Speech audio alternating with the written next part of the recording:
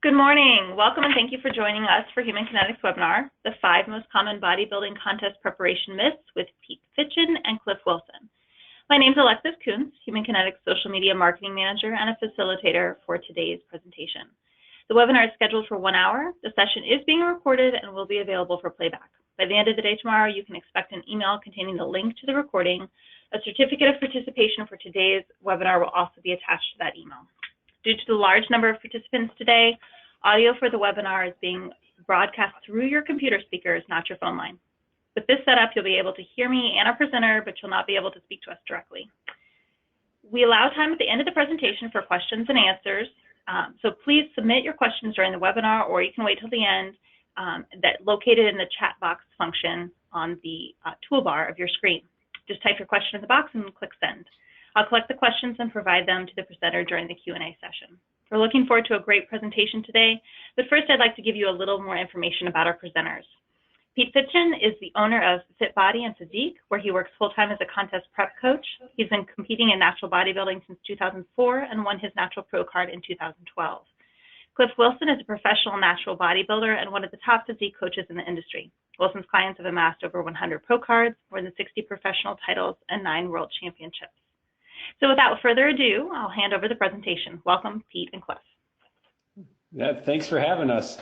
Thank you. So everybody, this is Cliff. I'm gonna jump on here and get this started, and we appreciate you guys joining us here for the 5 most common bodybuilding myths.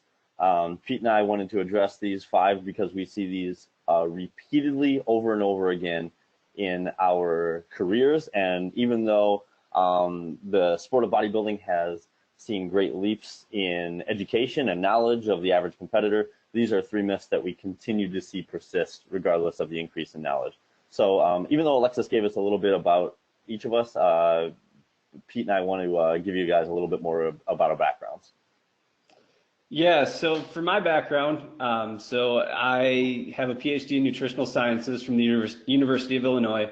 I also have a bachelor's in biochem and a master's in biology with a physiology concentration from the University of Wisconsin-La Crosse. I have my CSCS, so I'm a certified strength and conditioning specialist. I'm sure many of you listening are as well. I have 18, I believe, peer-reviewed publications at this point, although there's a couple more on the way. As Alexis mentioned in the introduction, I'm a natural pro bodybuilder. I've been competing since 2004. My first contest was actually 15 years ago next week. I'm not that old, but that makes me sound a lot older. But, you know, so I've been competing for 15 years. I'm a contest prep coach. I won my pro card in 2012, did my first season competing as a pro in 2016, and hopefully I'll be competing again next year. As for me, my background in getting into contest coaching is vastly different than Pete's, actually. Whereas Pete, for myself, I am entirely self-educated. When I started focusing on educating myself for bodybuilding purposes, it was specifically to further my own career. And when I first started getting into coaching, I began just by helping some local people for free at my gym. I had no intention of making a career. I was just helping them out. And when I began, I had 8 of my first 9 shows that I put clients in. I came away with an overall winner, and after that, things really began to take off. And you know, so as Alexis said, over the last several years, I've been lucky to have quite a few pro card winners and pro title holders. And you know, as a result, now I get to do things like write books with Dr. Peter Fitschen, write articles for various websites, and speak at many places throughout the world along with my coaching career. All right. So before we get into our talk, one thing I wanted to emphasize, well, a couple things. First thing is we wanted to show some of our clients to kind of highlight this is the clientele we work with. You know, we're using the methods that we discussed both in our book and in this talk on, you know, all of these clients and our other clients as well. The other thing I wanted to highlight here before we get into the actual talk is the fact that bodybuilding isn't just bodybuilding anymore. So, you know, everybody thinks of bodybuilding as, you know, basically men's bodybuilding, women's bodybuilding, but there are other divisions. And for those of you who have read the book, you've read about this or who have been to shows. But there is also, these days, there's also classic physique and men's physique for males. There's also women's physique, figure, and bikini for females. So there are other divisions in addition to bodybuilding. So there currently are 3 men's divisions and 4 women's divisions in bodybuilding. And so you can see a variety of different looks in the physiques here because the look in each division is a little bit different. All right, so this is our book, you guys. As Alexis mentioned at the beginning, this webinar is being hosted by Human Kinetics, which is the publisher of our book. So we can thank them for this today. And I just wanted to give you a quick background on why we created this book. And actually, Pete came to me with the idea for the book. Funny enough, we started off with the intention of only making it like a 40-page ebook, and then it turned into this monster that we have today.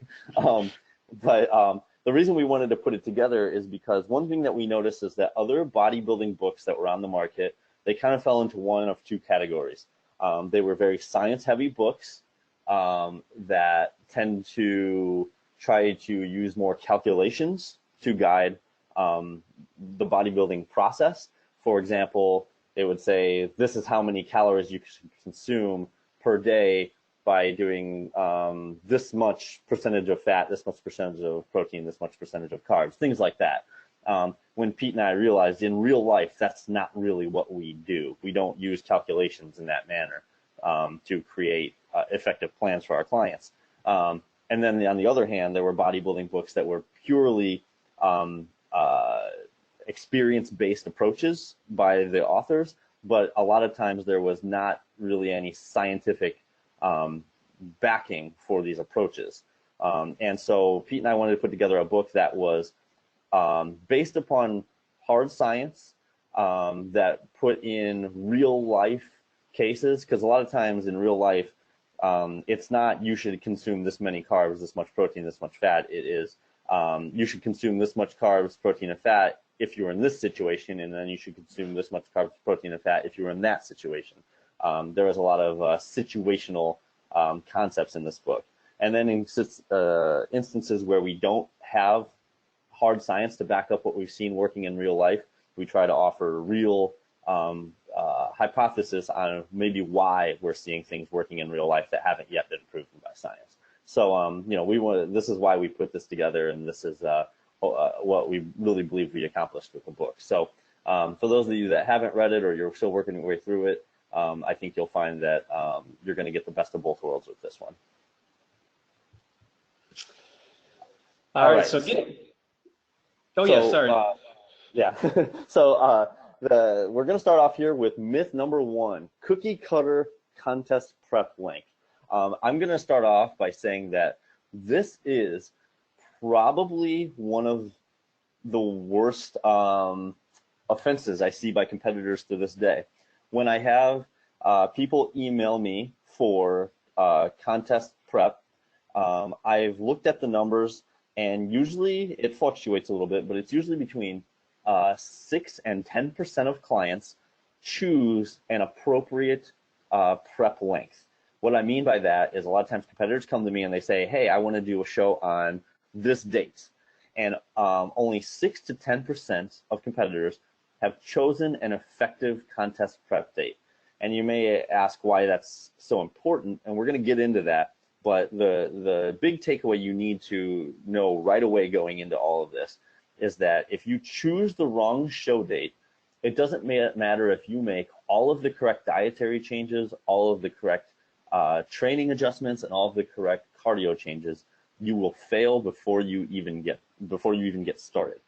So for that reason, if clients come to me, or potential clients come to me and they choose a date that is not doable, I don't take them on, because I know also as a coach I will fail before I even begin. And so I think that this is step number 1 in an effective contest prep. So typically, when we look at what is a cookie cutter contest prep length, usually you see people do 12 to 16 week diets. I'll even say up to 20 week diets. A lot of times we're looking at massive weight loss during this 12 to 16 week period.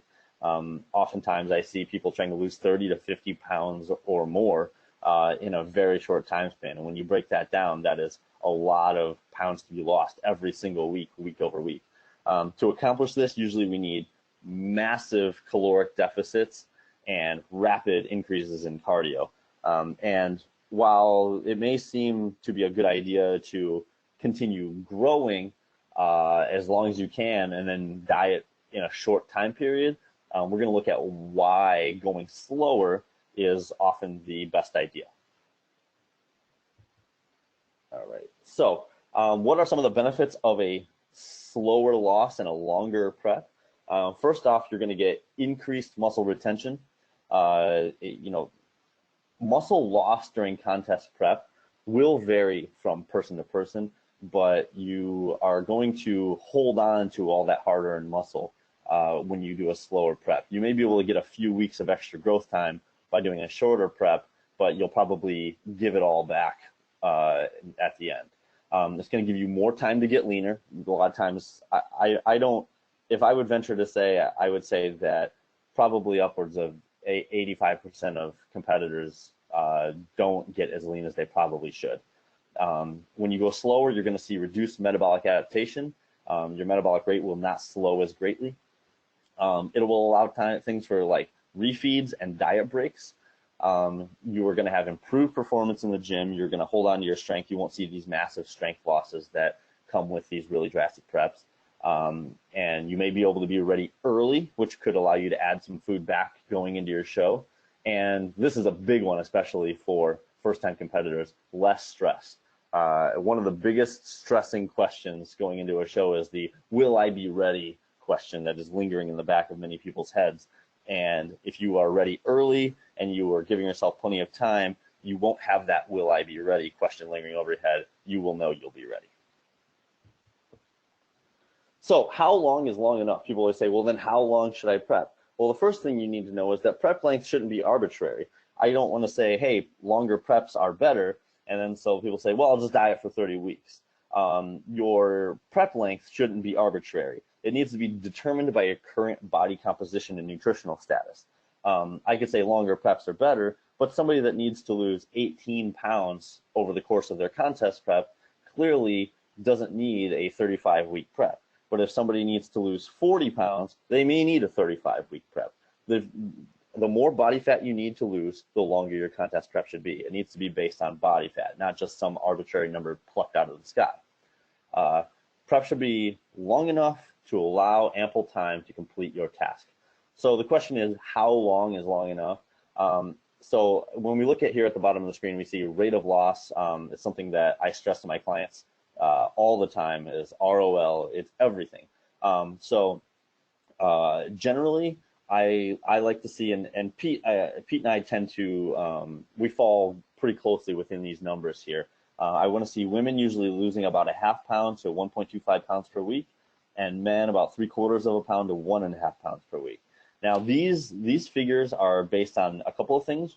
First, they're based on some of the research showing that weight loss of around a pound will lead to very little muscle loss, whereas some research has shown that losing about 2.2 pounds per week can lead to more muscle loss than 1.1 pound per week.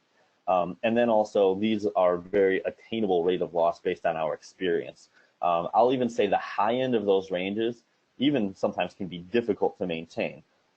So like women that are capable, it's very often that it's hard to find women that are capable of losing 1.25 pounds per week every single week. Because if you lose only a ½ pound for a single week, that means you need to make up that weight that you didn't lose during that week in the future weeks. So we actually recommend that most people aim for about the middle of these targets. If you have a slower metabolic rate, aim for the low end. If you have a faster metabolic rate, you could probably aim for the higher end. All right, so we're going to move on to myth number 2, which is not eating carbs. I think it's pretty common. It's like kind of a hot topic right now. Ketogenic diets, not eating carbs. A lot of people, when you say, "Oh, I'm dieting for a show," they just assume you're not eating carbs. But as you'll see, that's probably not a good approach. So just some carbohydrate basics. So there are no essential carbohydrates. So you can actually live without eating carbs. There are essential amino acids and there are essential fatty acids. So you're going to need protein and fat to live. You can live without carbs. And like I mentioned, low carb dieting approaches are very popular right now. That seems to be the hot new fad thing. And so one thing to note though is that carbs are the primary fuel source for high intensity exercise. So things like lifting weights and sprinting and jumping, and if you're like throwing a shot put, something like that, carbs are going to be your primary fuel source during exercise. And so studies have been done looking at the effect of not eating carbs on performance. And there is an adaptation period typically when someone switches to a low carb diet, where some of the enzymes and metabolic pathways adapt. But even after a 6-week adaptation period, there is still a decrease in performance during high intensity exercise observed in studies. And I think one thing that's very important, the last bullet point, is very important to take home, is that metabolic ward studies. So metabolic ward studies are studies where they bring people into a lab and they control absolutely everything. The people live there. These are studies where we get really, really good data because you control absolutely everything. They're incredibly time consuming, they're expensive, they're cumbersome to do, but you get some great data because you can control everything. And so in metabolic ward studies, they've shown no difference in weight loss between high carb, low carb diets when calories and protein are matched. And so I think that's an important take home as well, is that eating carbs isn't going to stop you from losing body weight or body fat. Looking at recommendations for bodybuilders specifically, so this is a paper actually that I co-authored with Eric Helms a few years back on looking at providing recommendations for bodybuilders. So a good starting point, and I know Cliff mentioned this earlier as well, that this is a starting point.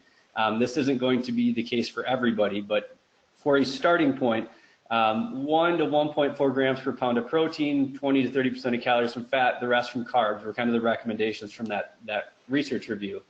But there are going to definitely be individual differences based on things like race and age and gender, and we get into these in more detail in our book as well. But just know that the numbers that we're showing here isn't a one size fits all. That's a starting point, and then there'll be some individual differences based upon that.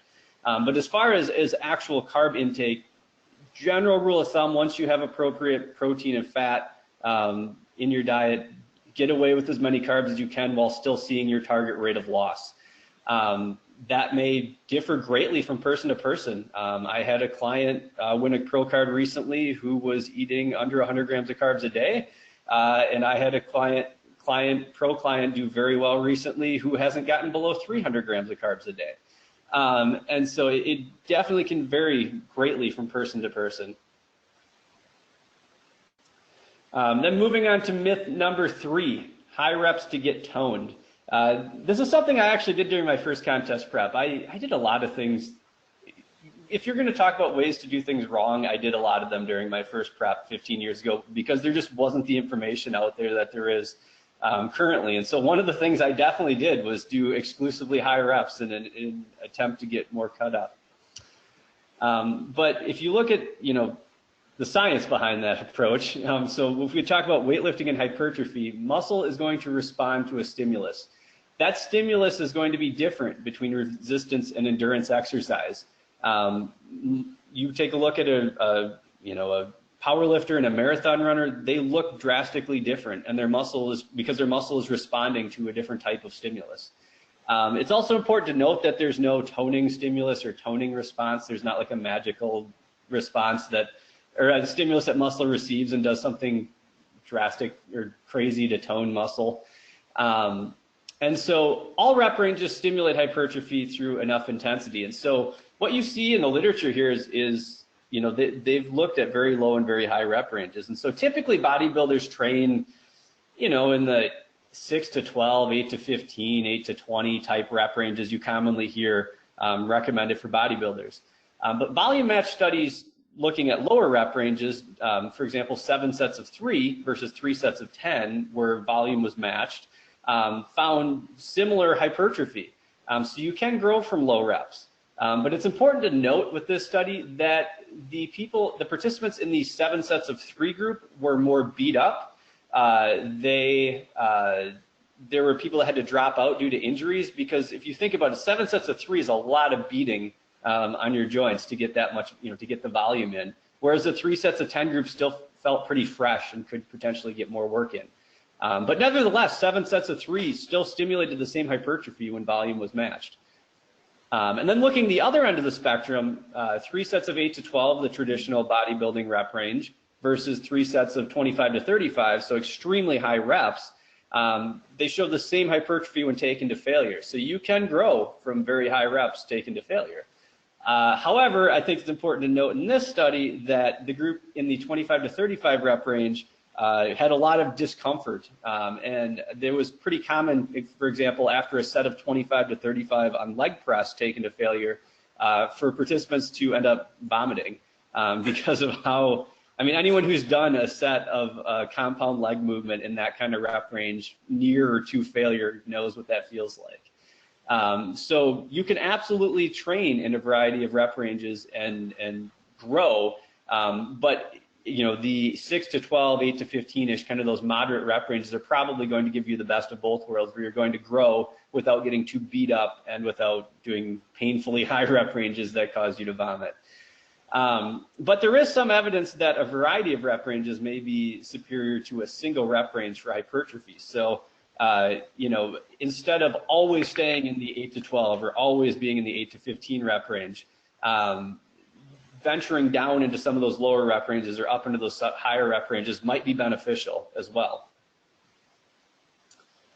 Looking at weightlifting and energy balance, so weight loss is driven by energy balance. So calories in versus calories out. Energy balance primarily determined by, and these are the controllable factors, that you have to dictate energy balance. You can control your calorie intake, you can control your exercise and cardio, and you can control your daily activity, movement outside of the gym. Calories burned during weightlifting is actually fairly low. And so there's a recent study that came out where they had participants do 7 movements, full body workout, 2 to 3 sets each in the 8 to 12 rep range. And they saw that calorie expenditure was roughly 50 to 200, 250-ish in most people. There are a couple outliers that are up closer to 300 calories from that session. But, and those are the people who were lifting heavier weights and doing more volumes. But it really goes to show that lifting weights isn't going to burn a drastic number of calories. You're only burning a couple hundred calories from your training session in most cases. And so really you want to be using weightlifting as a stimulus to hold muscle and using your diet and cardio and movement outside the gym as your drivers of your energy deficit. And so our recommendations for weightlifting during contest prep are just to continue training hard, using a variety of rep ranges, a volume that you can recover from. More volume is typically better, but only to a point. That point is when you can't recover anymore. There is some evidence that extremely high volumes may result in less growth than more moderate volumes. So definitely train at a volume you can recover. And one thing you may want to change deep in prep is potentially reducing very low rep compound movements close to your show. So for example, if you are really, really lean and grinding for more loss and you're 4 weeks out from your show, doing a 1 RM on a deadlift is usually a really bad idea.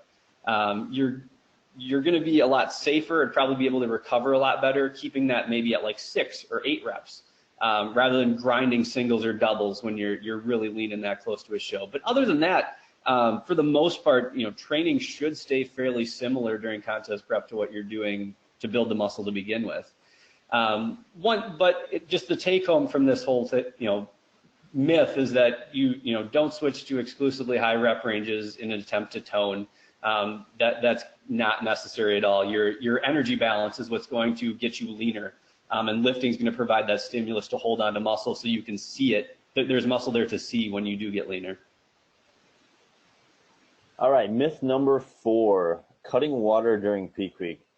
This is one that still continues to be a problem. Pete and I go to shows every year, and inevitably, oftentimes when we're at the show together, we overhear competitors talking about how long it's been since they've had water, and we hear them bragging about how they haven't had water in 24 hours or even sometimes more, which is a little scary. But not only is it, dehydrating yourself not a good idea from a health standpoint, we're going to talk about why it is not even a good idea from how you look a standpoint, a visual standpoint. And so when we go to our next slide here, we look at, first off, where is our body's water, where's our body's fluid contained? So first off, 60% of the human body is water. One thing we need to know is that some of that water is held in intracellular compartments. We'll put those as ICF, and some of that is water is held in extracellular compartments. So we look at our graphic here. When we think about intracellular compartments, that is where we want water. That's water that is held inside our cells, which will give our muscle tissue fullness. So obviously that is a very good thing. I sometimes make jokes about how I don't like the phrase, "Oh, I'm holding water," because given that our body is 60% water, I should hope you're holding water, or else you will be dead. And so with the water that we're really concerned about, that people would be worried about making a negative impact on their physique, we're going to be looking at extracellular compartments of water. So when we look at this graphic here, so we have 60% of our body as water. Of that 60%, 65% of that of our total body water is in the intracellular fluids. So 65% of the water in our body is in the places that we want it to be. So already the ratio is in our favor. So this is a good thing. So then we look at the 35% that is in the extracellular compartments. So when we take the water that's in the extracellular compartments, we look at that 7% of that is in plasma fluid. So this is in your blood. So this is also water where we want it, because this will help with things like with getting a pump, and this will help with blood flow. So that's not even a bad thing. So when we look at it, really, 28% of the fluid there is in the interstitial fluid. So this is the water that people would be concerned about causing spill or blurring your muscular definition. But here's the thing, and you see it here, I listed it, is you cannot selectively dehydrate specific fluid compartments. So when you try to dehydrate yourself, you are making the assumption that your body knows that you want to specifically dehydrate interstitial fluid. And this just simply cannot be done. When you dehydrate yourself, your body is going to pull from all of these compartments. It will pull from intracellular fluid. It will pull from your blood. You will see reduced blood volume. And you may see interstitial fluid decrease as well, but it's all going to be for nothing, because a greater percentage has probably come from other areas, given that those, or a greater amount has come from other areas, given that those other areas also hold more water than the interstitial fluid. So next time you try to cut water, ask yourself, what is the point? So when we look at this is these are inaccurate conceptions of what extracellular fluid looks like. A lot of times we see people thinking that there's almost like this layer of water beneath their skin that seems to be hiding their muscle definition. And honestly, this is not accurate.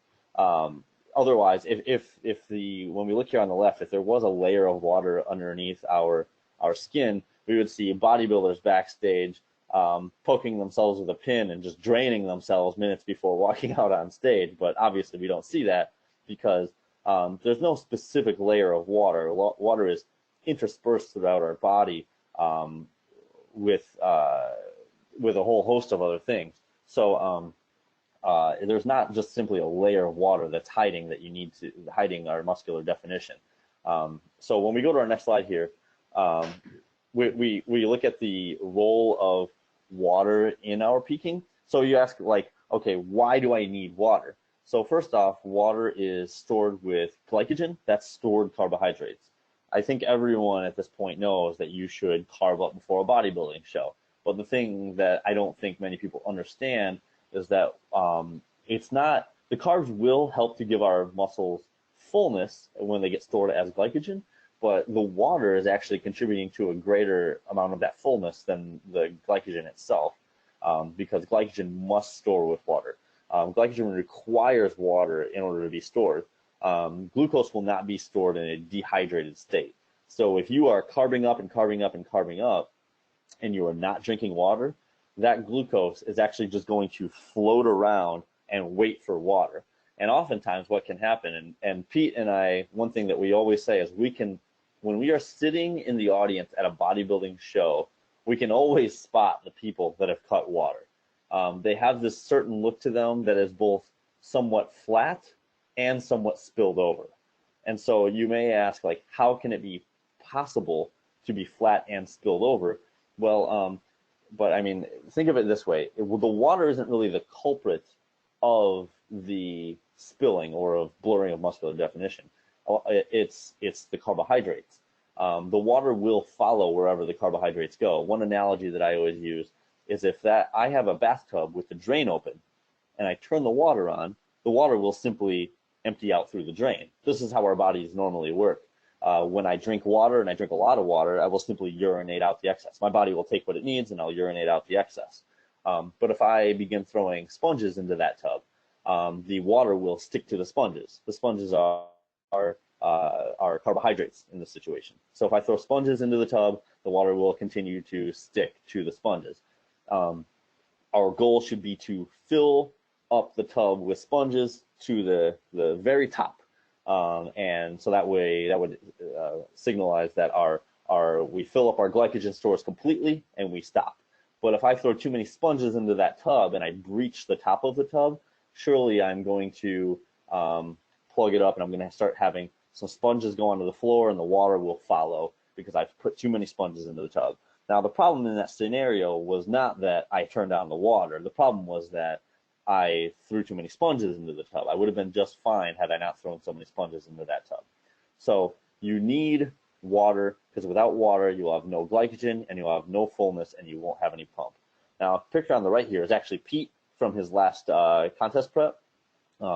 Pete and I worked together on his prep, and this is a timeline over the course. So the picture on the over the course of the final hours going in the stage. So the picture on the left is Pete when he's fully depleted. You can see he's very tight, he's very lean, but he's flat. So then when you look here, this is on the next picture to the right. This is him after he's been carbing up most of the day. He's not fully carved up because a lot of these carbs are still in the stomach. I think he'd eaten probably around 900 carbohydrates at this point. But he'd been carbing up and he is looking a little bit fuller. The third picture then is him the following morning after carbing up. He is fuller and even tighter. And the picture on the right is right before leaving the venue, and the carbohydrates have fully taken their effect. Now, the thing you need to know about all these pictures is that while carbing up and the entire week during peak week, Pete was drinking about 2.5 to 3 gallons of water every single day without fail. Even while carbing up, even going into the venue at the show, he was drinking water. So you can see it didn't have any impact on the way he looked. And then as he carved up appropriately, he got bigger and tighter. So that's what you need to know, is that you need water to bring your best look. And as long as you don't overcarb, you won't have any spill. All right, and then heading into our fifth myth. So we talked about peak week and the show and show day, and so now we're moving into post-show. And so it's really common to hear people say after the show, "Oh, I'm primed for growth. I'm gonna just eat a ton of food, eat everything because my body is just ready to build muscle and I'm gonna get huge." That's really common after a show, especially in male bodybuilders. And so I think one thing that's important to note is the effects of contest prep on physiology. So there are hormone abnormalities at the end of contest prep in drug-free competitors. You see 100% or more increase in cortisol. In male competitors who are drug-free, you see 70% or more decrease in testosterone. These numbers are coming from published case studies in natural bodybuilders that have been published over the past few years. One of which on the bottom, the Kistler et al. 2014 study, is actually my prep. It's a study of me during my 2012 prep when I won my pro card. In addition, you have Menstrual cycle abnormalities. It's really common for most women to lose their monthly cycle deep in prep just simply from being that lean.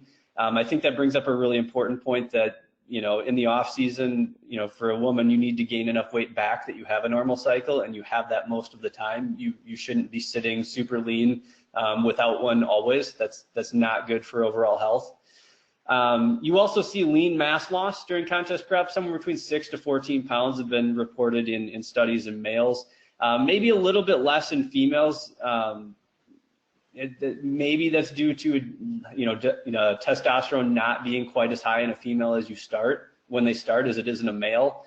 So maybe the large decrease in testosterone. I don't really know why that is, but typically, at least the studies that have been published so far, females don't tend to lose quite as much muscle as males, at least drug-free.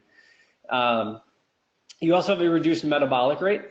So the amount of calories you can get away with at the end of prep is typically less than what you can get away with at the start. You have increased hunger. That's due to the fact that you are extremely lean. So hormones like leptin that make you feel full are really low, and hormones that make you feel hungry like ghrelin are really high. Most bodybuilders who are stage lean can't sleep well. I know I'm up at 4 or 5 a.m. without an alarm when I'm stage lean. I would sleep off season probably 7, 8 a.m. without an alarm. Contest prep, it's 4 or 5, like clockwork every time when I'm that lean. Increased irritability, just being so lean and not having a lot of food. Decreased sex drive. Again, you're seeing a drop in a ton of hormones, so that's not surprising. You have reduced strength. You typically see strength loss in the gym. You know, although the goal is to hold on to as much muscle and strength as possible during a contest prep, you still see strength loss, and more so in males than females here also. It you know, correlates with the lean mass loss as well. But women still see some strength and muscle loss as well. And then low energy, which makes sense. You're not taking in much energy, and you don't have much energy stored in the form of body fat or glycogen oftentimes when your carbs and calories are low. And so one thing that's important to note is all of these changes will normalize, but they take 3 to 6 months to come back to normal based on the data we have from bodybuilders coming out of shows. And so that only happens if body weight is regained. So you do need to regain body weight post-show. You don't want to delay the amount of time that, you know, this scenario is happening. But, you know, it still takes time, even with body weight being regained, for hormone levels to come back to normal. And so there was actually a recent study by Dr. Eric Trexler, where they took a group of bodybuilders, drug-free competitors, and they tested them within the last week before their show, within the first week after their show, and then 4 to 6 weeks post-show. And so when they compared weight gain between initially post-show and 4 to 6 weeks post-show, so basically all the weight gained in those first 4 to 6 weeks after a show, over 90% of that weight was fat. And so you might be, you know, reading this and thinking, man, they shouldn't, you know, maybe the goal is, you know, not gaining weight after a show, because if I'm only gaining fat, you know, maybe I just shouldn't gain anything. But like I talked about before, that's not a good thing. That's not a good scenario, because you're going to prolong the amount of time hormone levels aren't normal. And so that fat gain is actually necessary, because in this study as well, they found it was correlated with hormone normalization. So most of the weight coming back in those first 4 to 6 weeks was fat, but it also, you know, the improvements in hormones also started coming along with that. And so, but in reality, you know, people are saying that you're primed to grow and primed to build muscle after your show. You're actually not. You're primed to gain fat after your show, not necessarily muscle. So when we look at the summary of these 5 myths, you're gonna see that these really take you across all facets of your bodybuilding career, and it really, if you eliminate all of these and make sure these are all on point, you're going to see a huge difference. If somebody who was doing all of these wrong would see a massive difference in their results if they suddenly switched. So we're going to look at that. First off, that prep length is not arbitrary. Your prep length needs to be dependent upon your situation, your body composition, and then you can pick your show adequately. The second one is that once adequate protein and fat intakes are set, consume as many carbs as possible while still trying to achieve your target rate of loss. Don't fear carbs. They are helpful for hard and heavy training that will help you retain muscle. Third one, continue to train hard during contest prep. What built the muscle is what will keep it there while dieting. Your training is your stimulus. It should not be used to cut fat or try and, quote, tone muscle tissue. Drink water during your peak week to fill out and look your best on show day. Don't fear water. It's going to help you on your show day, not hurt you, as long as you are covering up appropriately. And last but not least, you are primed for fat gain initially post-show, not muscle gain. The idea of this post-show anabolism is not necessarily an accurate depiction. You just need to reach normalcy as fast as you can, because then you can start actually building new muscle tissue.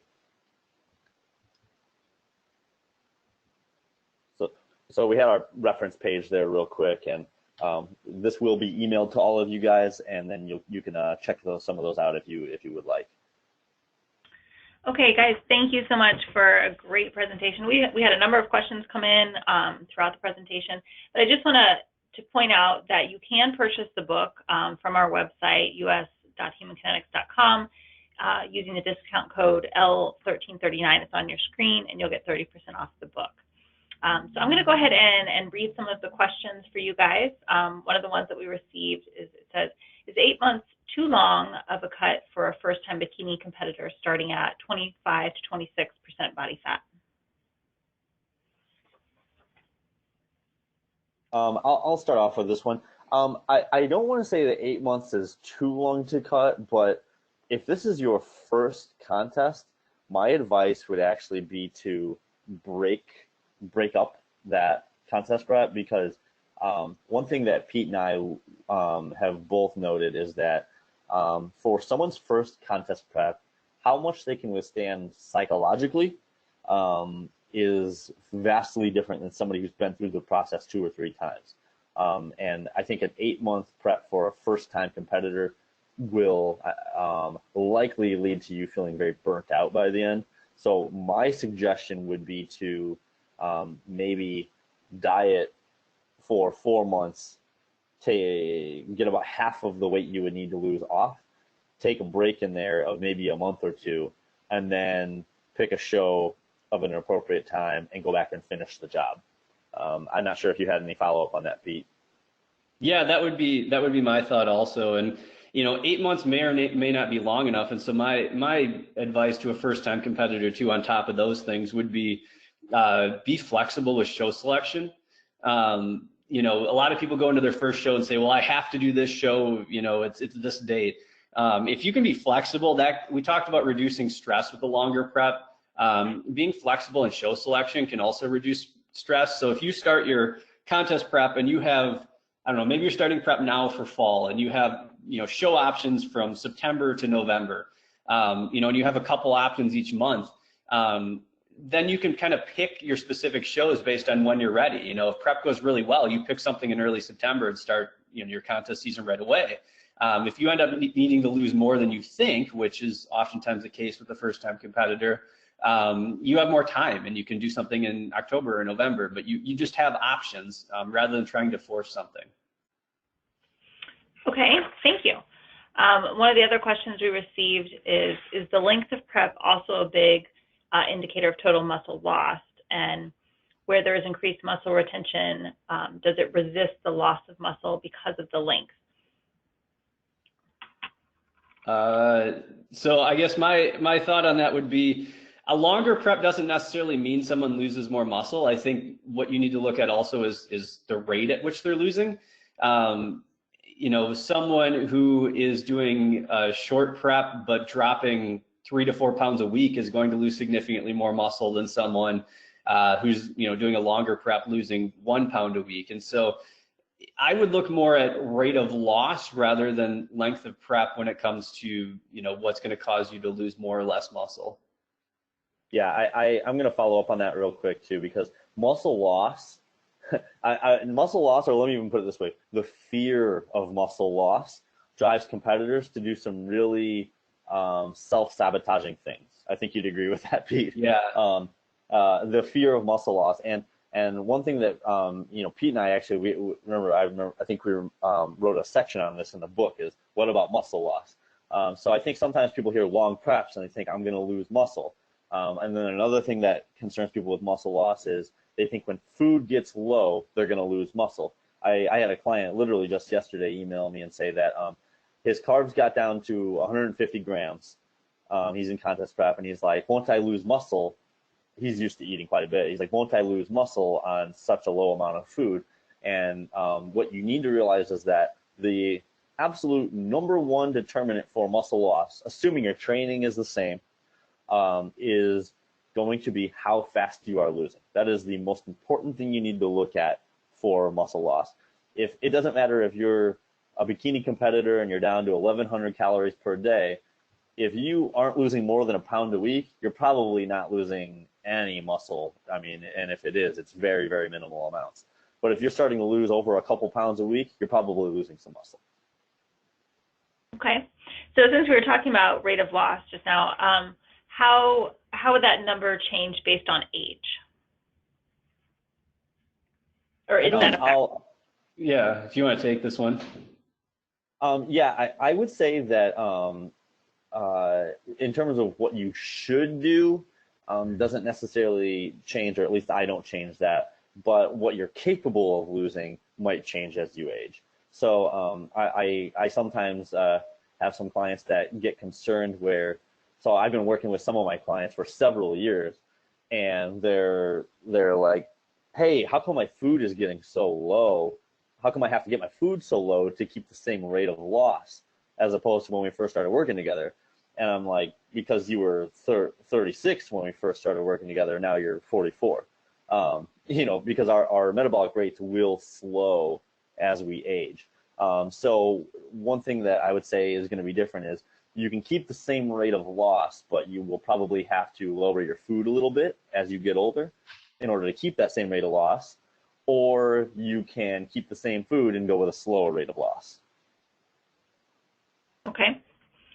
All right. And kind of a follow-up question from the same person is for a female client needing to lose 55 plus pounds at 45 years old, would it be wise to advise them to allow a year before considering competition?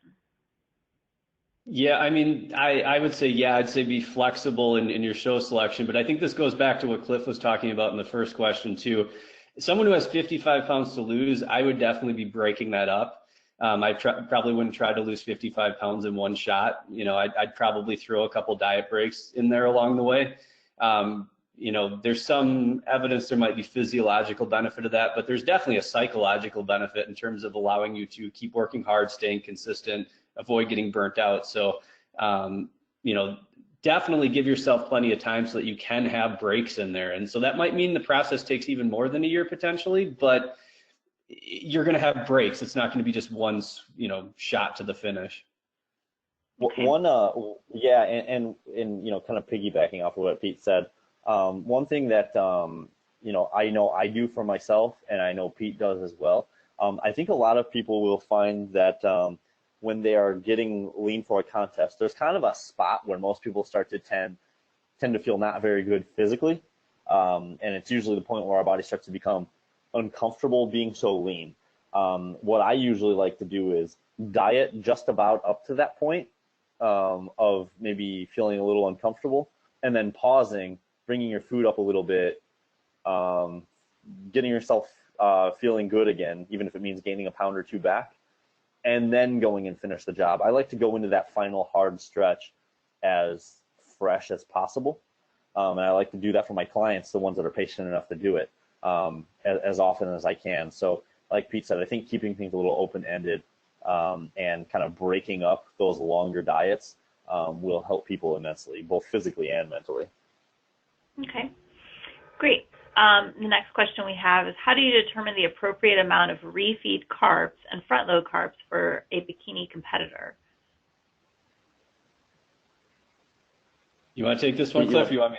I can. Yeah, you can go for it. All right. So I wouldn't say there's any right answer on this. Some people can have massive refeeds. Some people can refeed 2 days in a row and not see much spike in body weight with large refeeds that are twice as high as their regular days. Other people, you give them 30% more carbs and they see a pretty good spike. And so I think it depends on the person. You know, a starting point, maybe start at like 1.5 times your regular day carb intake and kind of see how you respond. If you don't see much of a spike, maybe you can get away with a little higher refeed or maybe a couple of them or whatever. But, you know, if you're seeing a massive spike from just increasing carbs 50% and it's taking the rest of the week to lose that weight, you're probably someone who's going to want to do a smaller refeed. And so that's kind of how I would set it up. It's not a one size fits all. That's just kind of a starting point and then see from there. Yeah. And one other thing I wanted to mention, because Pete, you and I did that that video on this one too, on this topic, or I'm sorry, we did it in a Q&A, and I think that one thing about refeeds is people tend to look at, they try to think of, okay, someone that is bigger, has a larger body mass, needs bigger refeeds, but I actually think a lot of it tends to do with like metabolic rate flexibility, as well as like how active someone's nervous system is. And so even if we're looking at peak week, for example, like Pete's somebody who has a refeed, and myself, we're both kind of like a little bit more hyperactive guys. So we have a refeed and we're like, we feel hot and we get more active and we move around a lot. And so we'll have a refeed and the next day our weight may even be down a little bit because we are burning through that energy as fast as it's coming in. Other people, they have the refeed and they always say they feel sluggish and sort of bogged down. Those people, you'll probably see that they wake up the next day and they their weight has spiked. The Pete said spiked up a couple pounds, and it takes like most of the week just for the weight to come back down. So I think you also need to see how you feel, what the weight does the next day, and then adjust up or down accordingly. Okay.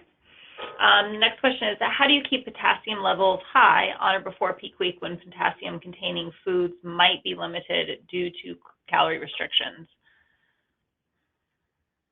I don't know why calorie or potassium. I mean, some potassium-containing foods would maybe be restricted, like bananas obviously are not going to be very filling and they're high in carbs, but a lot of vegetables are fairly high in potassium.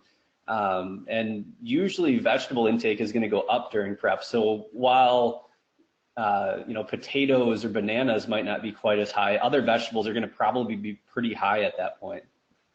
Okay. So this one's kind of back to talking about carbs. It says, do you notice a difference in the storage of glucose, of glycogen, if someone uses complex carbs versus simpler carbs? I guess I'm curious if this is in the context of refeeds or a peak week. If this is in the context of a refeed, I'm going to say I don't think you should worry about that, the rate of glycogen synthesis all that much. I think on the refeeds, you just need to worry about eating foods that will satisfy you and make you feel recovered. Because even if the rate of glycogen synthesis is a little bit slower on a refeed day, that's not a big problem. Now, during peak week, you do want efficient storage of glycogen, and there will be different rates of digestion. But I would say that if you shouldn't be trying to do all of your carbing up during a peak week on the morning of the show. So, for example, if you're 3 hours from stage and trying to carb up still, I wouldn't be reaching for the potatoes. I would be maybe going for things like glucose and Gatorade. But in general, I would say ideally you don't want to still be trying to carb up a few hours before stage. So generally, I would say the food source isn't going to be a massive difference in terms of glycogen synthesis, unless you're maybe doing like a rapid backload peak. Okay. So this question is about peak week, and it's saying, what are your thoughts on sodium during peak week? Pete, you want to take that one? Yeah, I mean, I guess it's going to depend on what you're actually doing. I wouldn't cut sodium. So, I mean, if there are 3 things that you definitely want to have during peak week in some way, shape, or form, it's carbohydrates, because they're what's stored as glycogen, water, because carbs pull water into muscle, and sodium, because it helps transport of those things. and so, or of carbs into muscle. And so if you cut one of those three things, you're probably not going to carb up as well or look as good. Now, exactly what you do with sodium kind of depends on what you're doing. If you're not doing a whole lot, you're not doing that large of a load, oftentimes sodium's probably going to stay around the same as your usual.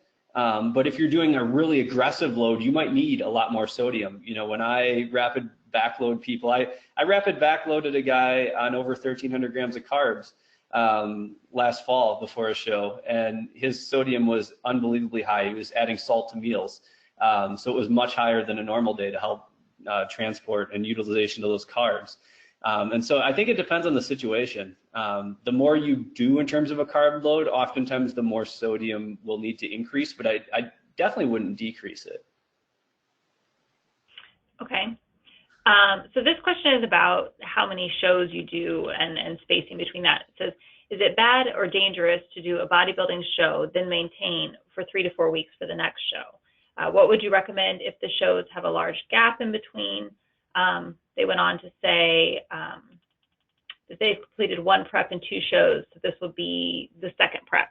So it's basically talking about your spacing between. Yeah, I actually, first off, I want to say I think that is a great way to do it. I think that show seasons are the best. Doing multiple shows is the best way to run a contest prep because you instantly double up your experience.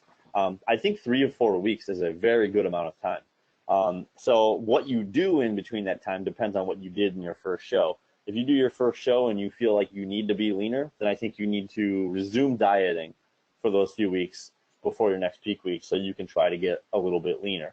If you feel like you are as lean as you should be, which I'm going to be honest, usually is not the case for most people at the first show. A lot of people go into their first show and think, I could be a little bit leaner. But if you feel like you are as lean as you should be at that first show, then I actually think you should increase calories a little bit between those 2 shows in order to stop losing weight. And so I would say sometimes even starting with something along the lines of an extra 25 or 30 carbohydrates per day. If you have a faster metabolic rate, maybe a little bit more, but I think an increase of that nature will help you maintain a little bit of fullness in that period of time. Yeah, I was going to say one thing I would add too, just from a practical standpoint.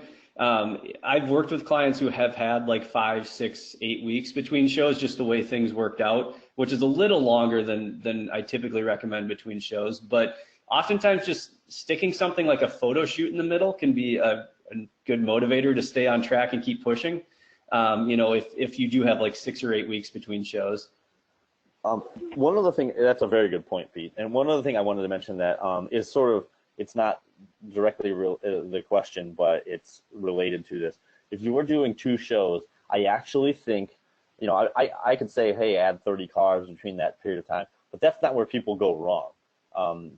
Pete, I'm sure you would agree with me here. The problem where people go wrong with doing 2 shows is in the night of the first show and the day after the first show.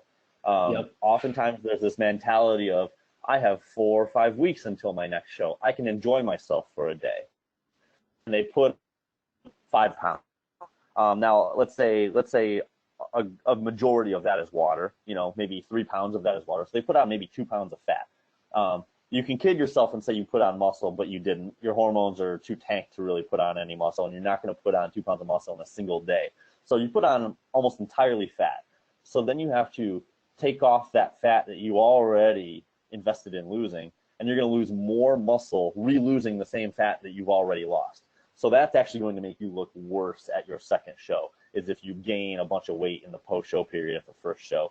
I always tell people that that's the #1 area of destruction for people. That's going to be the difference between looking better and better from show to show within a contest season, or worse and worse from show to show in a contest season. Okay, we have time for one more question, and since you both have worked with clients, this is kind of pertaining to that. It says, if you're planning on working with a coach for a contest prep, when would be the ideal time to be in contact with them and start working with them? So the question is more like before you start cutting, after you started, kind of what's your feedback on that? I guess for me, the more time I can have with a client, the better. Have some time before prep. and do part of the off season and maybe position them for prep, that definitely, and maybe even try some things out in the off season when we don't have a deadline. Usually that helps prep go smoother. So usually the more time, the better. I know everyone's budgets don't allow for that, but at least the length of the prep, if not longer, if possible. Yeah, and I always tell people, as soon as you know you want to work with me, get a hold of me. I don't care if it's a year in advance, 2 years in advance, because, and I'm sure other coaches would, if you're going to someone else, I would say get a hold of them as soon as possible.